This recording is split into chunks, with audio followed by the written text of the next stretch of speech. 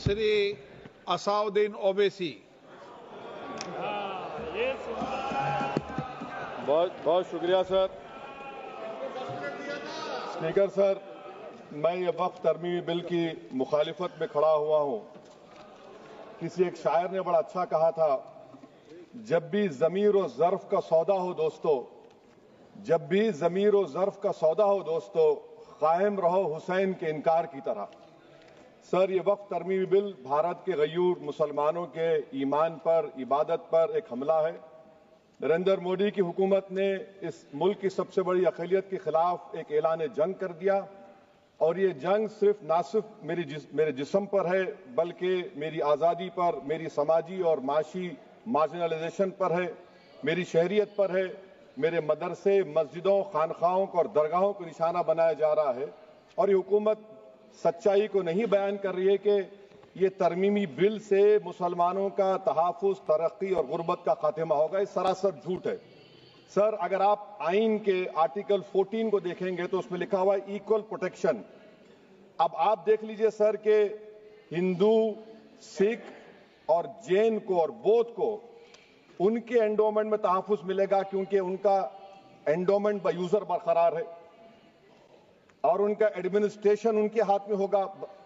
कि गैर हिंदू या गैर उनके मजहब का आदमी दान भी दे सकता है उनके लिए, और एंडोमेंट बोर्ड का तहफ़्फ़ुज़ भी मिलेगा, क्योंकि उसके ऊपर ओवरराइडिंग क्लॉज अप्लाई नहीं होगा, लिमिटेशन का कानून उस पर अप्लाई नहीं होगा।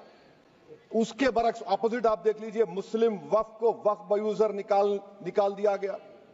एक मुस्लिम वक्फ की जायदाद पर कब्जा होगा, लिमिटेशन लगेगा तो जो एनक्रोचर है, जो खाबिज है, वो रातों रात मालिक बन जाएगा और एक गैर मुस्लिम वक्फ बोर्ड को एडमिनिस्टर करेगा। ये आर्टिकल 14 के इक्वल प्रोटेक्शन का वायलेशन।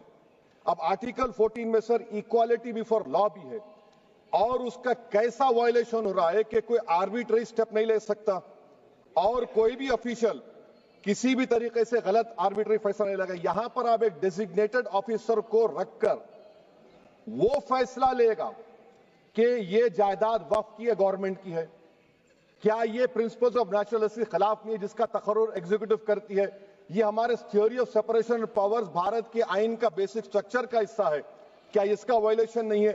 सर, आर्टिकल 25 का वायलेशन कैसे है कि आप मुसलमानों से वक्फ बाय यूजर छीन रहे हैं और फिर आप कर्ब कर रहे हैं वक्फ वाल औलाद को, मगर वहीं पर दूसरे धर्म के मानने वालों को उनके मजहब पर चलने की पूरी इजाजत है। लफ्ज जो आर्टिकल 25 में इस्तेमाल हुआ सर, वो इक्वली एंटाइटल्ड, यहां पर मुसलमानों के इक्वल एंटाइटल्ड नहीं हो रहा। अभी हम गृह मंत्री का, वजीर दाखिला का यहां पर उनका हमने तकरीर सुनी, यहां पर वो ये कहते हैं, वजीर दाखिला, शायद वो कटमुल्ला की जबान ना कह दें, वजीर दाखिला कहने पर वजीर दाखिला ने अपने बयान में कहा कि बोर्ड और काउंसिल जो होगा वो माने वक्फ इस्लाम से अलग है। सर, अगर ये बात सच है आपकी, तो फिर आपको यह कानून बनाने की जरूरत ही नहीं है। आप एक नॉन स्टैट्यूटरी बॉडी बना दीजिए।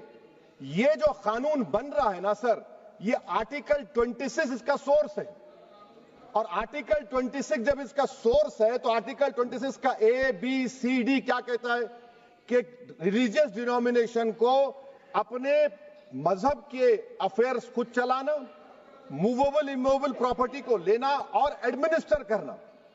जब हिंदू धर्म को, बौद्ध धर्म को, सिखों को यह राइट दिया गया है, तो आप कैसे मुसलमानों से छीन रहे हैं? तो ये आर्टिकल 26 का ग्रेव वायलेशन है। तो सर, अब वक्फ बाय यूजर का मामला देखिए, मिनिस्टर साहब ने कहा कि एंक्रोचमेंट हो रहा है, 17,000 एंक्रोचमेंट हुए हैं। तो यही नरेंद्र मोदी की हुकूमत ने 2014 में उस वक्त के मंत्री ने एक Waqf properties eviction of unauthorised occupants bill को इंट्रोड्यूस किया। आपने विड्रॉ कर लिया 2024 में उसको। क्यों विड्रॉ किया सर आपने? जब आप मान रहे थे कि एंक्रोचमेंट हो रहा है तो आपने बिल को विड्रॉ कर लिया। अच्छा सर, अब वक्फ बाय यूजर को आपने निकाल दिया, माने कंडीशन क्या लगाए कि अगर उसमें डिस्प्यूट होगा और गवर्नमेंट प्रॉपर्टी होगी। सर, डिस्प्यूट तो है। मिसाल के तौर पर मोहिबुल्लाह साहब जिस मस्जिद के इमाम है, पार्लियामेंट के सामने मस्जिद है सर, 123 प्रॉपर्टीज में मस्जिद है, डिस्प्यूट चल रहा है।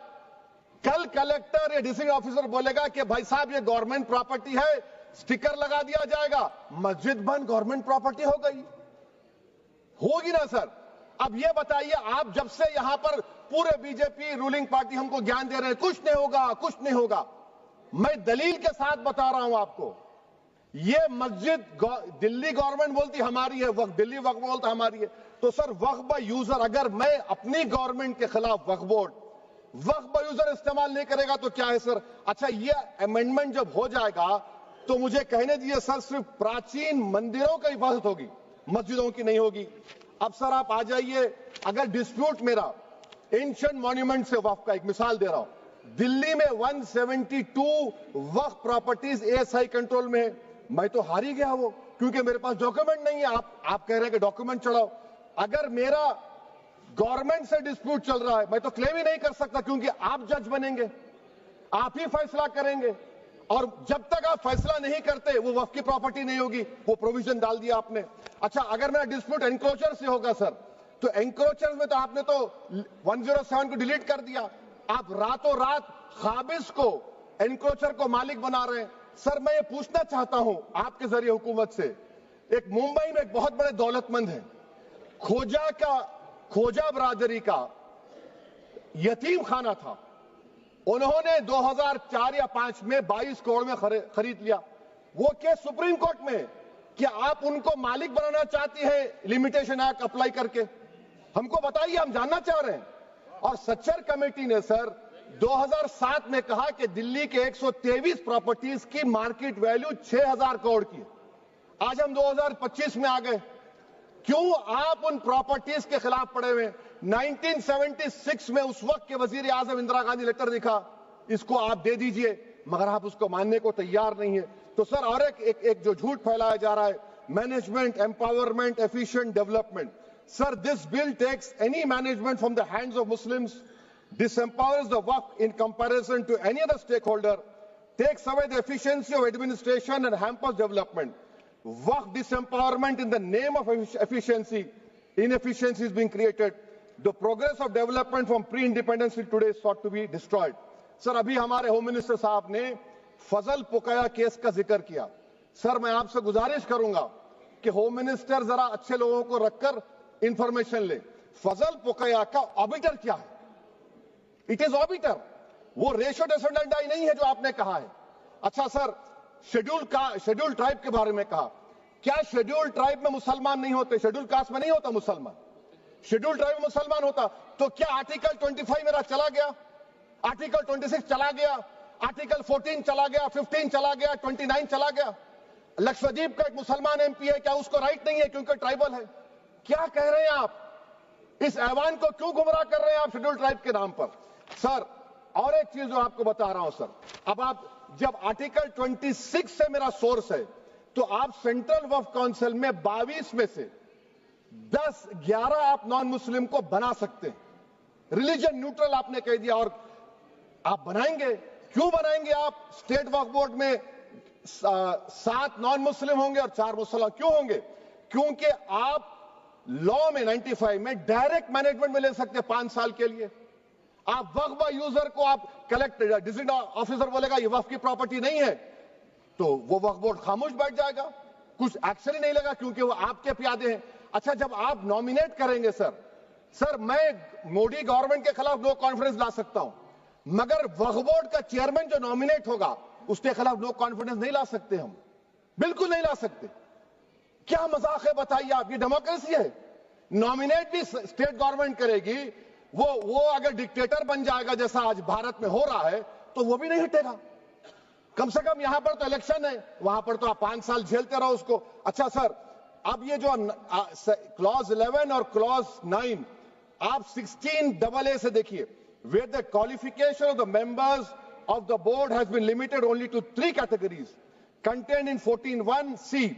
Intention is very clear that the majority is to be packed with non-Muslims. So who will defend my interests, sir?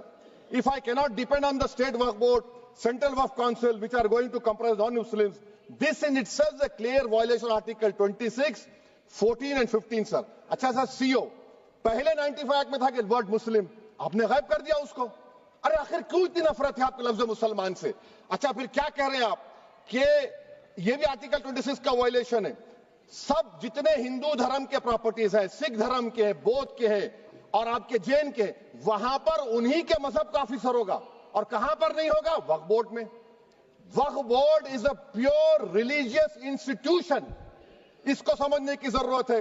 तो आप ये कर दे रहे हैं सर। अच्छा सर आप देखिए, अब आप आ जाइए ये ट्राइब्यूनल पर। मुझे समझ में नहीं आया सर कि हमारे होम मिनिस्टर वजीर दाखिला ने क्या कह दिया कि 2013 का जो कानून है वो नहीं बनता तो हम नहीं लेके आते। मैं बड़े अदब के साथ उनसे पूछना चाह रहा हूं कि क्या उस वक्त राजनाथ सिंह साहब, अडवाणी साहब, हमारी लेट सुषमा स्वराज, ये बड़े बड़े नेता यहां बैठे थे? आपने यूनानिमस उस कानून को पास करवा दिया।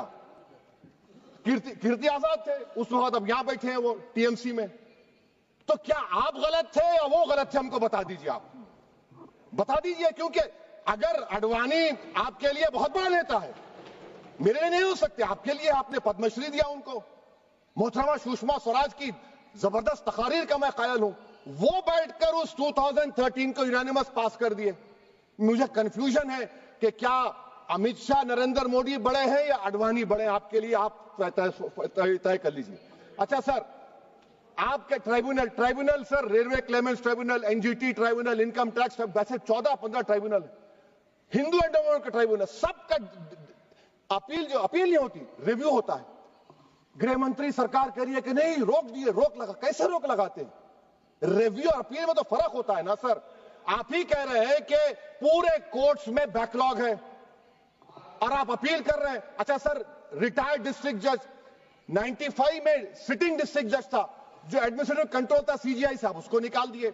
अच्छा सर, अब आप अभी हमारे मंत्री साहब ने कहा trust, sir Shri Sai Baba trust 2004, वो ये कहता है जो ऑफिसर उसमें काम करता उसको साई बाबा का डिवोटी होने चाहिए और उसको डिक्लेरेशन लिख के देना पड़ेगा।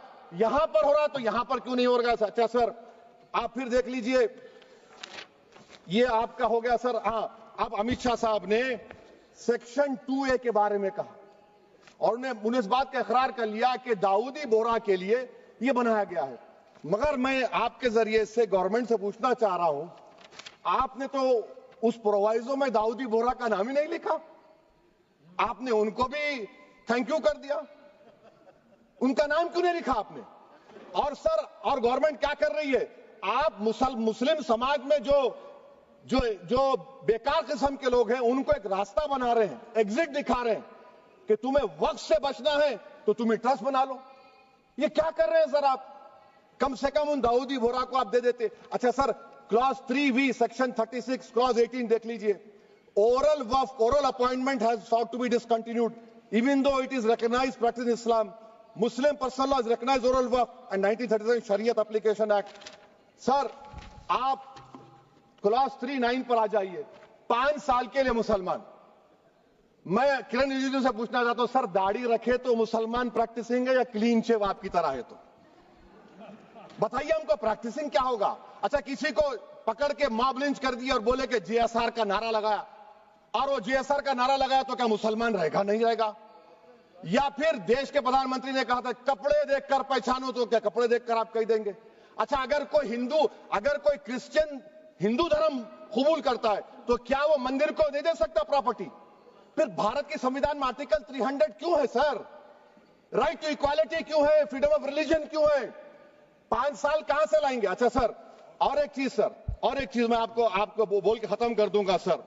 इस बिल में वक्फ औलाद का सर, इसमें आप देखिए clause 432, the creation of waqf al-awlad shall not result in denial of inherent rights to heirs, including women heirs or the waqif or any other right of person. Sir, ये article 25 का violation है, शरीयत application act 37 का violation, article 300A का violation है। अच्छा, हिंदू धर्म में सेल्फ एक्वायर्ड प्रॉपर्टी को एक हिंदू, अब उसके फर्ज के 2 बच्चे हैं, वो एक को अपनी पूरी दौलत दे सकता है, कोई रोक टोक नहीं है। वो कहेगा नहीं मैं घर के बच्चों को नहीं दूंगा, मोहल्ले के गरीब को दे दूंगा, वो भी कोई रोक टोक नहीं है। वहां पर आपको बच्चों की फिक्र नहीं है। जब मैं अपनी प्रॉपर्टी को अल्लाह को मालिक बनाकर दे रहा हूं, आप कह रहे बच्चों की फिक्र नहीं है। इतनी मोहब्बत आप बिल्किस बानो से दिखा देते तो आपके लिए दुआएं देती आपके लिए। तो सर आप दूसरी बात आप देख लीजिए सर, आखिरी बात कहकर मैं अपनी बात को मुकम्मल कर रहा हूं सर। नहीं खैर मैं मुकम्मल कर रहा हूं, स्पीकर साहब बहुत टाइम दे दिए। सर आप देखिए इसमें अमित शाह साहब बोले कि इतनी प्रॉपर्टीज का कब्जा हुआ, चोरी हुई, ये हुआ। सर क्लॉज 2652A सेक्शन, अगर कोई प्रॉपर्टी बेचता है 2 साल की सजा थी, आपने क्या कर दिया, उसको 6 महीने कर दिया। नॉन अवेलेबल था, आपने अवेलेबल कर दिया। सेक्शन 40 की बात करते हैं। सेक्शन 40 में सर हमको जो ज्वाइंट वर्किंग कमेटी के जो नोट्स दिए, उसमें मिनिस्ट्री ऑफ माइनॉरिटी अफेयर्स ने कहा कि 30 साल में 515 केसेस सेक्शन 40 के और सिर्फ 8 लोग कोर्ट को गए।